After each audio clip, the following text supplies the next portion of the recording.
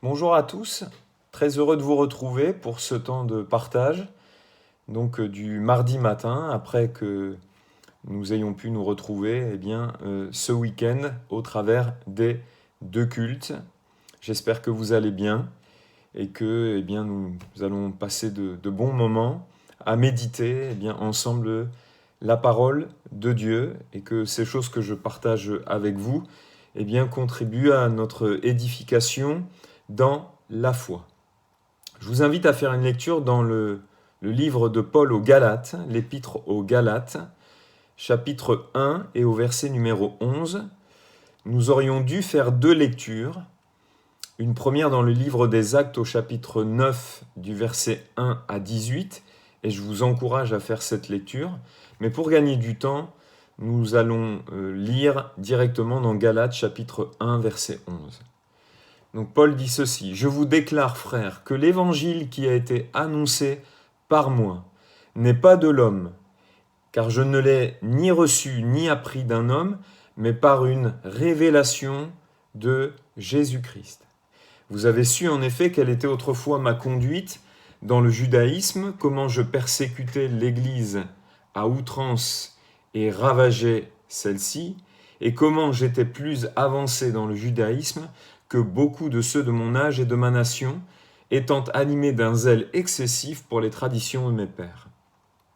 Mais lorsqu'il a plu à celui qui m'avait mis à part dès le sein de ma mère, et qui m'a appelé par sa grâce, de révéler en moi son Fils, afin que je l'annonce parmi les païens, aussitôt je ne consultais ni la chair ni le sang, et je ne montais point à Jérusalem vers ceux qui furent apôtres avant moi, mais je partis pour l'Arabie, puis je revins encore à Damas. » Donc ce texte que nous venons de lire, au verset 16, nous dit quelque chose de très important et de fondamental.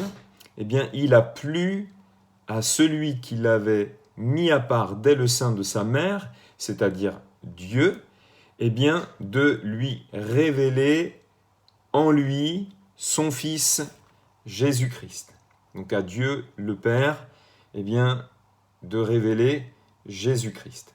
Alors le message que je voudrais partager avec vous ce matin, je l'ai intitulé « La révélation de Jésus-Christ dans la vie de Saul de Tarse ». Encore une fois, je vous encourage à lire dans Actes chapitre 9, du verset 1 à 18. Donc la révélation de Christ dans la vie de Saul de Tarse ou de l'apôtre Paul, puisque c'est le changement de nom qui va prendre place dans sa vie, qui symbolise bien entendu, comme bien souvent dans la parole de Dieu, un changement d'identité.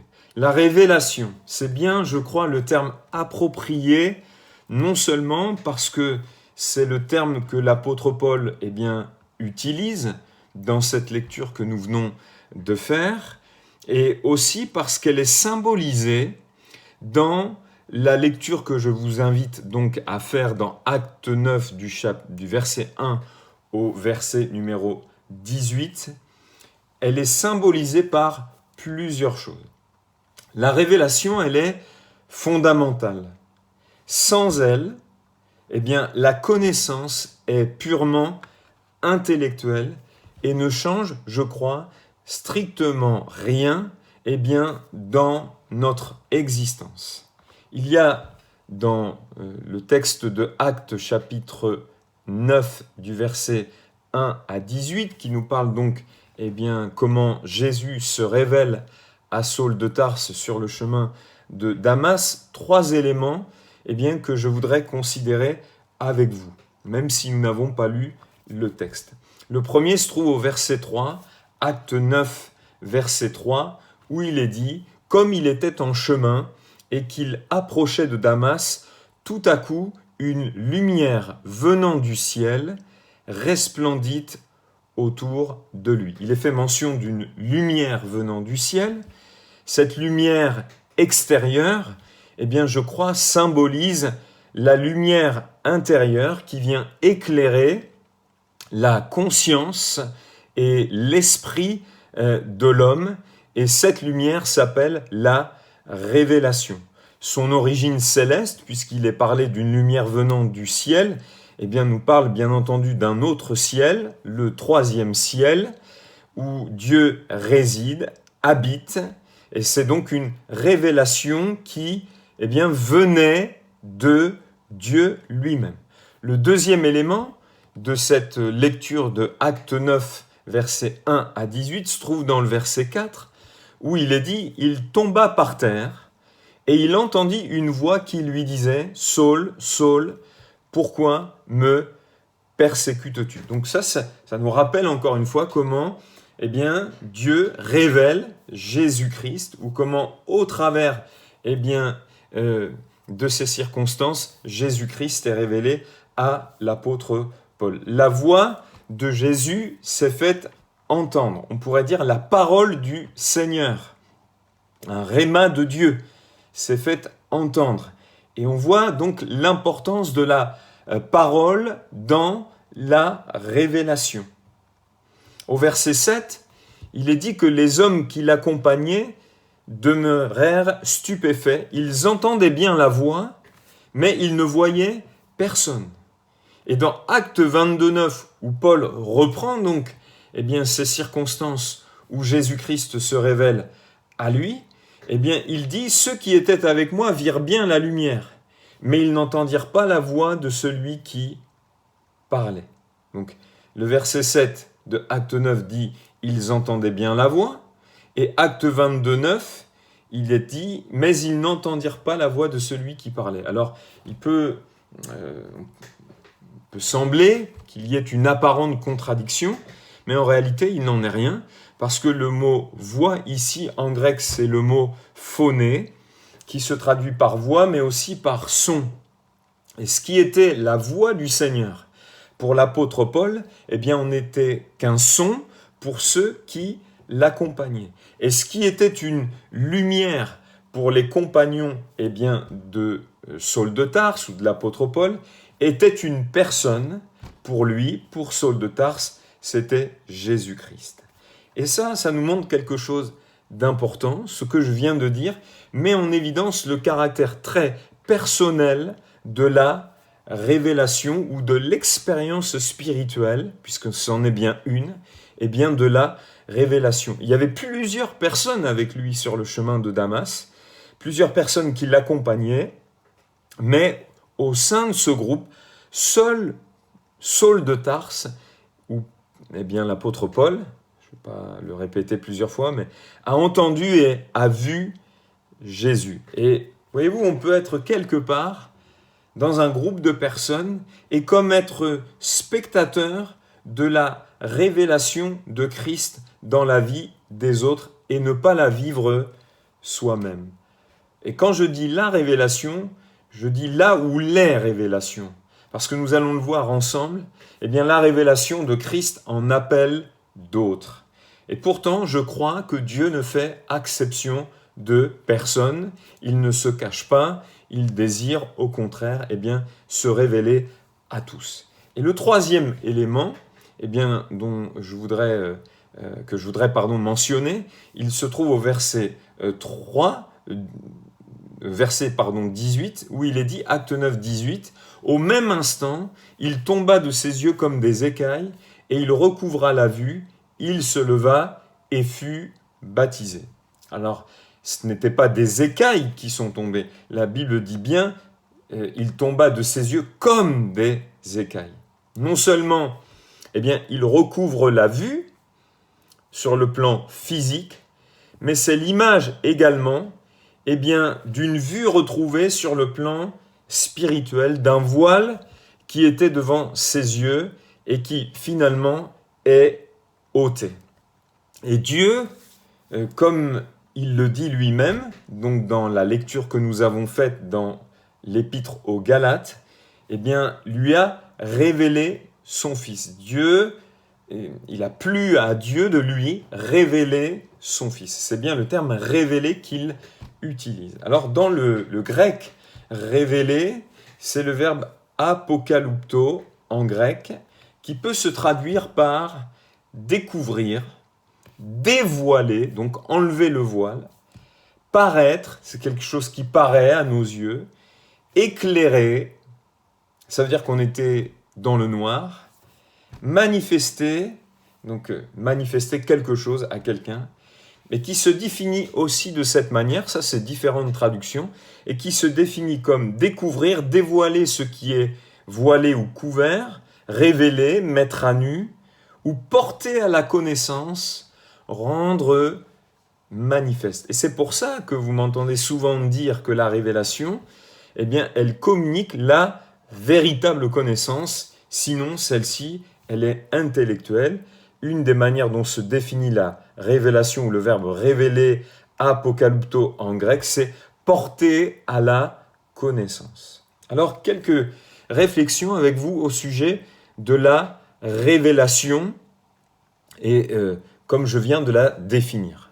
La Bible dit dans Deutéronome, chapitre 29, verset 29, « Les choses cachées sont à l'Éternel, notre Dieu, les choses révélées sont à nous et à nos enfants, à perpétuité, afin que nous mettions en pratique toutes les paroles de cette loi. » Donc le texte que nous venons de lire, eh bien, nous dit qu'il y a des choses cachées qui appartiennent à Dieu, des choses sur lesquelles Dieu ne lève pas le voile, des choses que Dieu ne révèle pas, des choses que Dieu ne porte pas à la connaissance, qu'il ne désire pas porter à notre connaissance.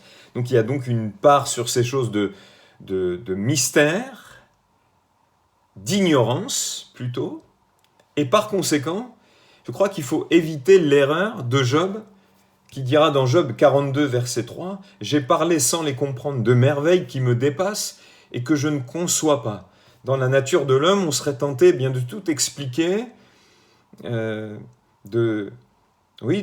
une fois, de tout expliquer, mais il y a des choses cachées qui appartiennent à Dieu. D'ailleurs, l'exemple de Job et de ses amis est révélateur. Ses amis tentaient de lui expliquer justement les raisons de ce qu'il pouvait vivre, alors que, eh bien, il n'avait pas la connaissance véritable, eh bien, de ce qu'il vivait et des raisons pour lesquelles surtout il les vivait. Par contre, ce qu'on vient de lire, eh bien, il y en a d'autres sur lesquels il souhaite lever le voile, qu'il souhaite révéler pour ce qui le concerne, en tout cas, sur sa personne, sur sa manière aussi, je crois, d'agir. C'est ce que Dieu met à notre portée, à notre disposition pour le connaître et aussi accomplir, eh bien, son œuvre. Deuxièmement, concernant la révélation, elle est progressive. La révélation de qui est Dieu est progressive dans l'Écriture, par exemple. On a El Elyon, El Shaddai, Yahvé, Je suis, jusqu'à Jésus. Et on voit que Dieu prend son temps eh bien, pour révéler chacune des facettes eh bien, de sa personne. Elle est progressive et je dirais aussi intelligente. Elle n'est pas, je dirais, anarchique ou désordonnée. Elle est construite et progressive. C'est comme un mouvement qui va vers quelque chose. D'ailleurs, avec Dieu, c'est toujours construit parce qu'il est appelé l'architecte et le constructeur. Et dans la vie avec Dieu, eh bien, on construit les choses. Et construire, ça demande du temps. On ne fait pas n'importe comment. Dieu est un constructeur. Jésus a dit, celui qui veut bâtir sa vie, voilà, celui qui veut bâtir une tour, et voilà, il y a des règles pour construire. Donc la révélation, elle est progressive. La révélation, pour imaginer encore cette réalité, eh bien, du salut en Jésus-Christ est progressive. Vous avez dans Colossiens 1, 26, il est dit ceci, « Le mystère caché de tout temps et dans tous les âges, mais révélé maintenant à ses saints. » Donc, partiellement révélé, mais révélé pleinement maintenant à ses saints. Donc il y a une révélation progressive même concernant le salut et la rédemption en Jésus-Christ. Entre Genèse 3.17, 3.15, qui est la promesse d'un rédempteur, je mettrai une inimitié entre toi et la femme, entre ta postérité et sa postérité. celle-ci t'écrasera la tête et tu lui blesseras le talon. Première prophétie annonçant la venue d'un Rédempteur. Alors beaucoup de gens en lisant la Bible ne voient pas cela, mais pourtant il est fait mention de manière prophétique ici de la venue d'un Rédempteur et de Christ, Christ qui est de la postérité de la femme. Dieu a pris son temps et cela nécessite de notre part de la patience. Et puis la troisième chose que je voudrais dire, il y en a d'autres encore, c'est que la révélation, elle s'adresse à des hommes qui ne connaissaient pas Dieu, qui étaient dans l'idolâtrie, dans l'ignorance, dans l'erreur, ou à des hommes qui connaissaient déjà Dieu, mais avec leurs failles, leur fragilité, leur imperfection, leur manque aussi de connaissance. Parce que si une connaissance partielle avait commencé à prendre place, elle nécessitait encore des révélations. Alors vous avez l'exemple d'Abraham, à qui Dieu se révèle, à qui il parle. Vous avez l'exemple d'Isaac, de Jacob, de Moïse, de Gédéon, de Jephthé, de Pierre, de Paul, etc., etc. La révélation, elle est communiquée à des hommes qui ne connaissent pas Dieu ou qui le connaissent avec leur fragilité, leurs failles, leur imperfection, justement pour les perfectionner, pour les changer, pour les transformer. Et ça, c'est important. La révélation de Dieu ou de Christ, ou les révélations, elle est souveraine. Souveraine, qu'est-ce que ça veut dire ? Ça veut dire que c'est Dieu qui prend l'initiative de celle-ci, et donc c'est comme il veut, quand il veut, et où il veut. Et elle semble être indépendante de la volonté de Dieu, la révélation ou les révélations, de la volonté humaine, elle semble, je répète, être indépendante de la volonté humaine, mais je dirais que ce n'est pas tout à fait le cas.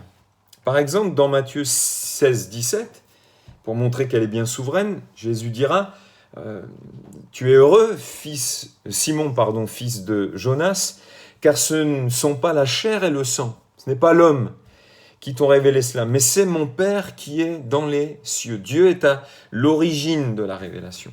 Dans 1 Corinthiens 2, 9, « Mais comme il est écrit, ce sont des choses que l'œil n'a point vues, que l'oreille n'a point entendues, et qui sont montées au cœur de l'homme, des choses que Dieu a préparées pour ceux qui l'aiment. » Donc, c'est Dieu qui les a préparées, c'est Dieu qui en est à l'initiative, mais il semble que ce qui contribue à être un catalyseur à cette révélation, c'est pour ceux qui l'aiment, non pas pour ceux qu'il aime, mais pour ceux qui l'aiment. C'est pas la même chose.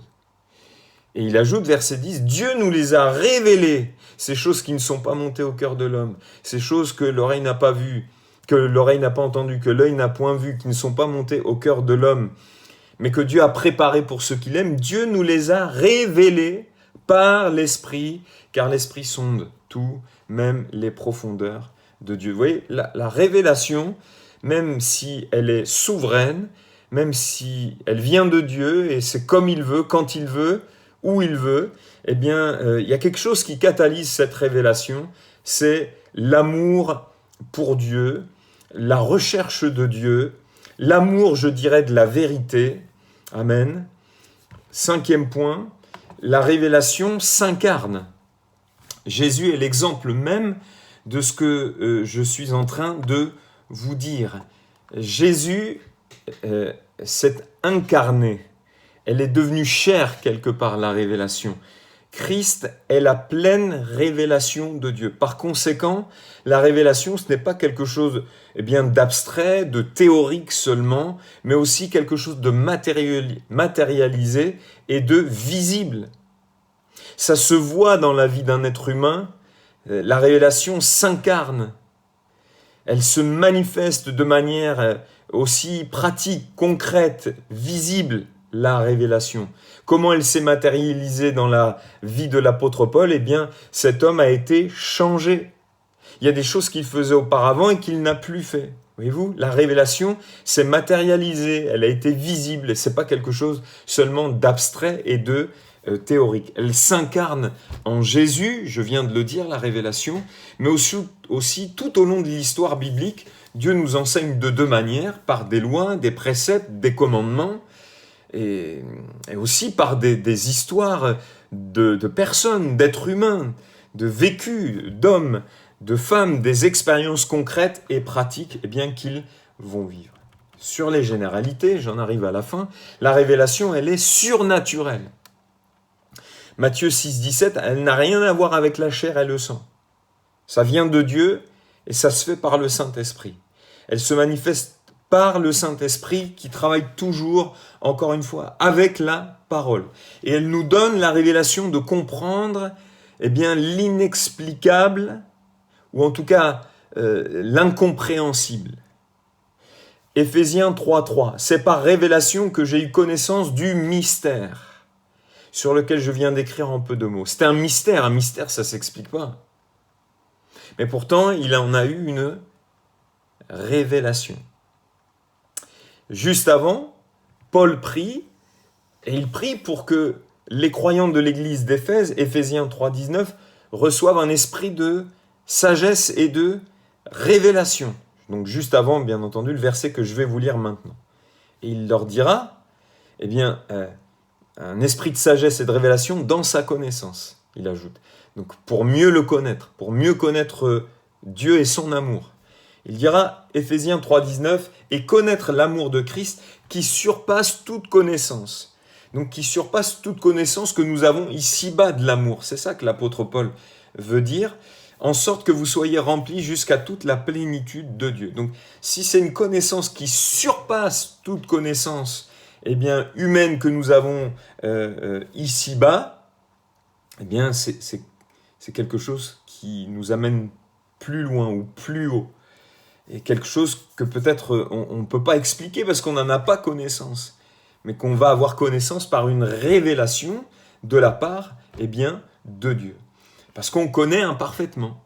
La Bible dit que dans 1 Corinthiens 13.12, aujourd'hui nous voyons, nous connaissons au moyen d'un miroir, d'une manière obscure.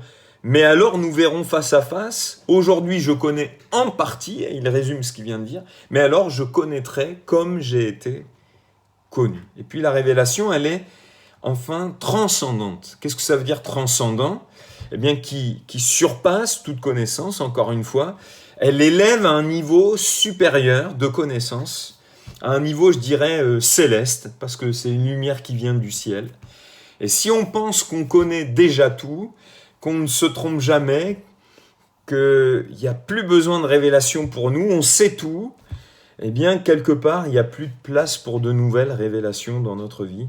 Un homme, une femme qui a fini de chercher, qui pense qu'il est arrivé ou qu'elle est arrivée, limite la révélation de Dieu. Et malheureusement, il y en a dans nos églises. Des gens qui pensent être arrivés, qui pensent tout savoir. Non, je suis désolé, mais je crois que même étant pasteur, je peux dire aujourd'hui que je ne connais pas complètement. Et j'ai soif de connaître, d'avoir les révélations, de vivre les révélations que Dieu veut me communiquer sur lui, sur moi, sur ma vie, sur ma destinée, etc., etc.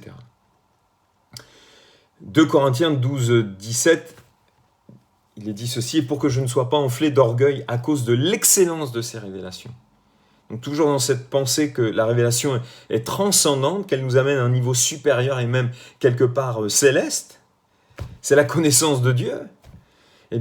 Dans le grec, c'est hyperbole, qui se définit par un don au-delà. Et dans la métaphore, c'est supériorité, excellence, prééminence, exceptionnelle, au-delà de la mesure, extrêmement ou extraordinaire. Vous voyez, la révélation, elle est transcendante. Alors je voudrais terminer avec cette deuxième partie que j'ai intitulée « Ce que la révélation a porté à Paul ou les effets de celle-ci ». Déjà, il était convaincu du bien fondé de son combat. Il était convaincu d'être dans la vérité, d'avoir raison, convaincu de la noblesse de son zèle, alors que par la suite, il dira que son zèle était excessif, qu'il était sur le bon chemin, convaincu qu'en persécutant l'Église et en ravageant l'Église de Dieu, en agissant de cette manière, il plaisait à Dieu. Il y avait une forme d'aveuglement, mais la révélation de Christ a fait tomber cet aveuglement, Alors qu'il pensait être dans la lumière, il vivait dans les ténèbres et il a été éclairé par la révélation de Christ. Voyez-vous, elle a explosé la révélation de Christ, toutes les certitudes qu'il avait. Alors c'est bien d'avoir des certitudes dans la vie et encore plus dans la marche avec Dieu. Et c'est important, mais encore faut-il que ces certitudes que nous avons soient alignées avec la vérité, sinon notre zèle risque d'être sans intelligence, comme l'apôtre Paul ou Saul de Tarse à l'époque. Il ne voyait pas sa faute quelque part. Il ne voyait pas qu'il était en faute en agissant de cette manière. Et la Bible dit dans le psaume 90, verset 8, « Tu mets devant toi nos iniquités, et à la lumière de ta face, nos fautes cachées. » À la lumière de ta face. La lumière parle de révélation. À la lumière de ta face, tu mets nos fautes cachées. Vous savez qu'on ne peut rien cacher à Dieu. Tout est mis à nu et découvert devant lui, à ses yeux. Et les fautes cachées ici, ce n'est pas les fautes cachées aux yeux de Dieu, c'est les fautes cachées à nos yeux. Celles que nous ne voyons pas. Et cela peut être, ces fautes cachées, des manières d'être ou de faire. Manières d'être ou de faire. Des attitudes, des raisonnements, des manières de penser, qui sont à côté de la plaque, à côté de la vérité. Et cela peut être, par exemple, une manière d'être caractérisée par de l'intransigeance. Qu'est-ce que c'est que quelqu'un d'intransigeant? C'est qu'il est absolu, inflexible, ou de l'hyper-rigidité. Et voyez-vous, là où les révélations de Christ dans notre vie, viennent comme exploser ces choses quelquefois. On peut être très intransigeant par rapport à certaines choses. Puis, je ne nommerai pas d'exemple ici. Par exemple, oui, peut-être, un style de musique. On est très intransigeant, et il y en a dans nos églises des gens très intransigeants, qui ne voient que par un style de musique. Alors, je suis bien conscient que la musique peut pervertir, peut utiliser les émotions, et c'est très pernicieux quelquefois. Mais il y a des fois tellement de gens convaincus dans nos églises que un style de musique ou un style de chant, ils sont très inflexibles. Je crois qu'une bonne révélation de Christ leur ferait du bien parce que ça changerait leur manière d'être, je crois. La révélation de Jésus-Christ l'a placé devant la vérité, non seulement sur Jésus, mais aussi sur lui. Il a pris conscience de quelque chose sur lui-même. 1 Timothée 1,13, moi qui étais auparavant un blasphémateur, un persécuteur, un homme violent, mais j'ai obtenu miséricorde parce que j'agissais par ignorance dans l'incrédulité. La révélation de Christ, ou les révélations communiquées par Christ, nous révèlent toujours plus, qui est Christ, nous amène toujours à une connaissance supérieure de Christ, et de ce qu'il est. Paul dit, j'ai obtenu miséricorde. Il a eu connaissance de la miséricorde. Et il le dira 2 fois, même au verset 16. Il a verset 16, pardon, oui. J'ai obtenu miséricorde afin que Jésus-Christ fit voir en moi le premier toute sa longanimité. Donc il a connaissance de la miséricorde de Dieu. À 2 reprises, il en fait mention. Versets 13 et 16. Il a connaissance aussi de sa grâce. La grâce a surabondé, il le dira, dans le verset 14 ou 15, je ne sais plus. Il a conscience donc de la grâce, de la faveur de Dieu, de la longanimité, la longueur d'âme, la patience de Dieu. D'ailleurs, il le dira. Il a été pris comme exemple pour montrer toute la patience de Dieu. Et puis, ça nous donne aussi la connaissance de nous-mêmes, de notre nouvelle identité en Christ, mais aussi de ce que nous ne sommes plus, de choses auxquelles il nous faut des choses, dont il faut se repentir, dont nous avons besoin de nous repentir, et que nous devons aussi abandonner, auxquels il nous faut renoncer. Les changements que Dieu veut opérer dans notre vie, on pourrait les résumer de cette manière. Il a pris conscience de quelque chose sur lui-même, tout en prenant conscience par la révélation de qui est Christ, de ce qu'il est. Il a pris conscience de son état, c'est un blasphémateur, un persécuteur, un homme violent. Et on a un autre exemple dans Ésaïe, chapitre 6, où Ésaïe a la révélation de la sainteté de Dieu. Il lui donne la connaissance, saint, saint, saint est l'Éternel des armées. Et tout en ayant cette révélation, cette connaissance, puisque les deux termes vont ensemble, eh bien il prend conscience de quelque chose sur lui-même. Verset 5. Ésaïe 6, 5. Alors je dis, malheur à moi, je suis perdu, car je suis un homme dont les lèvres sont impures. J'habite au milieu d'un peuple dont les lèvres sont impures, et mes yeux ont vu le roi, l'Éternel des armées. Alors on pourrait s'arrêter là, et puis on manque la fin aussi, le verset 6. Mais l'un, et j'aime bien le mais, des séraphins, vola vers moi, tenant à la main une pierre ardente qu'il avait prise sur l'autel avec des pincettes pour le purifier, pour l'amener à être pardonné. Vous voyez la révélation de la grâce de Dieu aussi ici, tout en prenant conscience de la sainteté de Dieu et de son état. Gloire au Seigneur pour ces révélations. La révélation produit le changement, la transformation. Je l'ai dit tout à l'heure, ce n'est pas quelque chose de théorique, d'abstrait seulement, mais c'est aussi quelque chose de concret, de pratique, de matérialisable, de visible. Et la révélation de Christ dans la vie de l'apôtre Paul a produit la transformation. Un homme, une femme qui cherche Dieu, qui aime Dieu, qui reçoit les révélations que Dieu veut lui donner, ça produit des transformations dans ma vie, dans nos vies. Je plaide pour un évangile qui transforme. Je plaide et je prie pour un évangile, mes frères et sœurs, qui transforme. Amen. Parce que je crois que l'appel à être sauvé, c'est aussi un appel à être changé et à être transformé. Paul est un homme transformé, changé, et cette transformation, elle se fait toujours à l'image de Christ. Jacob est un homme changé, il devient Israël dans la révélation qui prend place à Péniel. J'ai vu Dieu face à face et mon âme a été sauvée. Amen. Il a une révélation de Dieu. En fait, Moïse a vécu des transformations. Lui, l'homme le plus patient de la terre, nous laisse, et c'est le témoignage que nous laisse l'Écriture, eh bien, si impatient quand il tue l'Égyptien ou qu'il frappe le rocher, pourtant, il est qualifié d'homme le plus patient de la terre. Paul pouvait dire 1 Corinthiens 11.1 « Soyez mes imitateurs comme je le suis moi-même de Christ ». Est-ce qu'il est orgueilleux? Non. Mais la révélation ou les révélations de Christ, venant de Christ et de la personne de Christ dans sa vie, ont produit des transformations à l'image de Jésus. Puis la révélation nous communique aussi le désir de toujours plus nous soucier de sa volonté. Il y a des gens, quelquefois, ils sont contents d'être chrétiens, ils aiment être chrétiens, mais la volonté de Dieu, ça leur passe au-dessus de la tête. Mais non, un disciple de Christ se préoccupe de la volonté de Dieu dans bien des domaines. Acte 9.6, tremblant et saisi d'effroi, alors qu'il a une révélation de Christ, il dit « Seigneur, que veux-tu que je fasse ?»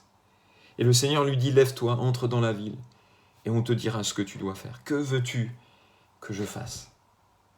La révélation de Christ, là où les révélations venant et de la personne de Christ, bien, amène un homme, une femme à toujours plus se soucier de la volonté de Dieu. Que veux-tu que je fasse?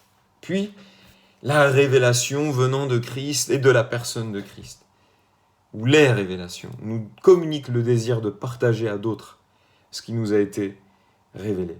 Galates 1, 15, 16 et 17, on l'a lu en introduction. Mais lorsqu'il plut à celui qui m'avait mis à part dès le sein de ma mère et qui m'a appelé par sa grâce de révéler en moi son Fils afin que je l'annonce aux païens. Voyez-vous, la révélation qu'il a reçue l'apôtre Paul, il veut l'annoncer, il veut la partager. Il a le désir que d'autres la vivent, et pas seulement de Christ, mais aussi d'autres choses. Quand il prie pour que les Éphésiens reçoivent un esprit de sagesse et de révélation dans sa connaissance, eh bien c'est parce qu'il a vraiment le désir que les autres croyants reçoivent ces révélations, reçoivent cette connaissance, que le voile peut-être qui demeure devant leurs yeux soit ôté. Et c'est vraiment le désir d'un prédicateur, d'un prédicateur, d'un ministère, c'est que non seulement les gens reçoivent la révélation de Christ, mais aussi les révélations qui viennent de Christ, qui les amènent dans une connaissance supérieure, qui change et qui, encore une fois, transforme. Amen. La révélation nous donne, et je termine, de devenir et de nous amener à entrer dans notre appel. Il est devenu l'apôtre Paul. Il était Saul de Tarse. Et la révélation nous donne de devenir. Vous m'entendez souvent dire, Dieu nous voit en devenir. Oui, il nous voit en devenir et les révélations venant de Dieu nous aident à devenir. Ce que nous sommes déjà en Christ devient ce que tu es. Voilà l'exhortation que je pourrais te donner ce matin par les révélations que Dieu veut t'accorder. Et entre dans le service auquel Dieu t'appelle. Et puis elle nous affermit dans la foi, nous enracine dans la foi, afin que nous persévérions. Parce que Paul dira à la fin de sa vie, 2 Timothée 4, 6, 7, « Le moment de mon départ approche, j'ai combattu le bon combat, j'ai achevé la course, j'ai gardé la foi. » La révélation venant de Christ, la révélation ou les révélations de Christ en appellent toujours d'autres. Il en a eu non seulement une sur le chemin de Damas, mais plusieurs par la suite. L'évangile qu'il devait prêcher, il a la révélation du 3e ciel. Dieu n'en a pas fini, il y a des choses qu'il veut nous révéler. À lui soit la gloire, au nom de Jésus. Amen. Père, nous te prions, et je te prie pour que je reçoive, dans l'amour que je te porte, et je prie qu'il soit grandissant, les révélations que tu veux m'accorder, qui vont m'enraciner, et qui vont m'affermir, qui vont également me transformer, me changer à l'image de Christ. Voilà ma préoccupation principale. Non pas ce que j'aurais fait à la fin de ma vie, mais ma ressemblance avec Jésus. Et je prie pour que mes frères et sœurs, il en soit ainsi.